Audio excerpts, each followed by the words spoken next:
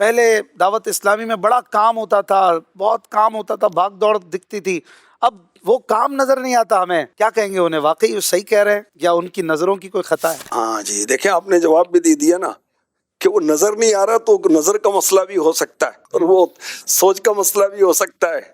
آپ ماشاءاللہ خود دعوت اسلامی والے ہیں، ذمہ دار ہیں الحمدللہ. الحمدللہ.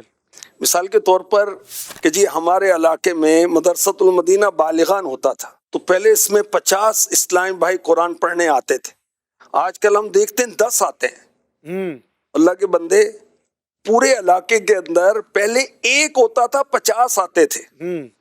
اب اس علاقے میں یوں سمجھیں کہ 20 ہو رہے ہیں اور ہر جگہ 10 ہیں. مثال دے رہا ہوں میں. جی جی 200 ہو اب گئے. زیادہ ہوئے ہیں، پہلے زیادہ تھے.